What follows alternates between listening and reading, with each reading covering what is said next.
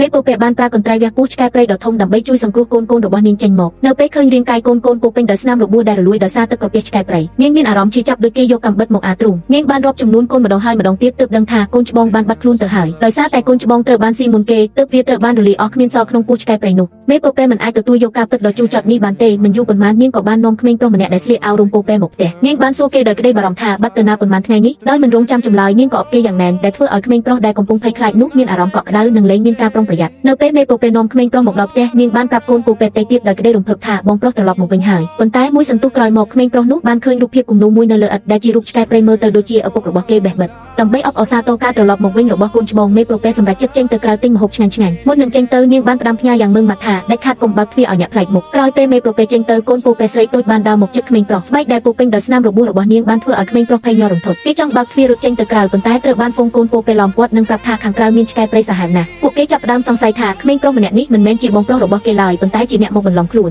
ដោយខ្លាចគេដឹងការពិតក្មេងប្រុសព្យាយាមរកផ្លូវចេញហើយសម្រាប់ចិត្តរត់ចេញតាមបង្អួចខណៈដែលកូនពោពេស្រីកំពុងដេញដោះស៊ូរកការពិតក្មេងប្រុសក៏ស្ទុះទៅបង្អួចហើយជន់លើបន្ទះឈើដើម្បីឡើងទៅលើស្រាប់តែបន្ទះឈើនោះរបូតច្រវាក់រួចក៏ឡាប់បង្ហាញឲ្យឃើញកញ្ចក់ដែលលាក់នៅខាងក្នុងកូនពោពេស្រីបានឃើញរូបរាងដ៏គួរឲ្យខ្លាចដែលពោពេញដោយស្នាមរបួសរបស់ខ្លួនក្នុងកញ្ចក់នាងក៏យំសឹកសួរយ៉ាងខ្លាំងកូនពោពេដទៃទៀតក៏នាំគ្នាទៅលួងលោមនាងឈៀតឱកាសនោះក្មេងប្រុសបានរត់ទៅដល់មាត់ទ្វារប៉ុន្តែគេបានក្រឡេកមើលទៅក្រោយឃើញរូបរាងដ៏គួរឲ្យអាណិតរបស់កូនពោពេទាំងនោះចិត្តអាណិតអាសូរបានកើតឡើងគេក៏បានដោះអាវរំពោពេរបស់គេទៅគ្រប់ឲ្យកូនពោពេស្រីនិងលួងលោមនាងយ៉ាងទន់ភ្លន់ភ្លាមនោះកូនពោពេស្រីក៏បានឃើញស្នាមរបួសនៅលើដៃក្មេងប្រុសដែលមើលទៅដូចជាស្នាមរបួសដែលបង្កឡើងដោយសាច់ញាតិខ្លួនឯងមិនទាន់នឹងបានសួរនំផងស្រាប់តែមានស្រមោលខ្មៅមួយកាត់បង្អួចកូនពោពេទាំងឡាយនាំគ្នាភ័យខ្លាចហើយរត់ទៅពួនអស់នៅសល់តែក្មេងប្រុសម្នាក់ឯងដែលមិនដឹងរឿងអ្វីកូនពោពេស្រីបានស្រែកប្រាប់ឲ្យគេពួនដែរប៉ុន្តែទ្វារត្រូវបានរុញបើកយ៉ាងខ្លាំងអ្នកដែលចូលមកមិនមែនជាឆ្កែព្រៃទេប៉ុន្តែគឺជាឪពុករបស់ក្មេងប្រុសគេបានស្ទុះមកអបកូនប្រុសនិងនិយាយពាក្យសុំទោសជាច្រើនប៉ុន្តែមួយវិនាទីក្រោយមកបុរសនោះបានបង្ហាញធាតុពិតជាឆ្កែព្រៃហើយចាប់ផ្ដើមខំហែកដៃក្មេងប្រុសយ៉ាងសាហាវទោះបីជាក្មេងប្រុសខំប្រឹងរើបំរាស់យ៉ាងណាក៏មិនរួចដែរនៅពេលដែលគេរៀបនឹងត្រូវឆ្កែព្រៃស៊ីហ្វូងកូនពោពេក៏បានចេញមកជួយយ៉ាងក្លាហានពួកគេបានតម្រួតគ្នាជាជួរដើម្បីវាយប្រហារឆ្កែព្រៃប៉ុន្តែដោយសារកម្លាំងខុសគ្នាឆ្ងាយពេកពួកគេត្រូវចាញ់យ៉ាងឆាប់រហ័សក្នុងគ្រាដ៏គ្រោះថ្នាក់បំផុតនោះមេពោពេបានត្រឡប់មកទាន់ពេលនាងបានប្រើដំបងឆក់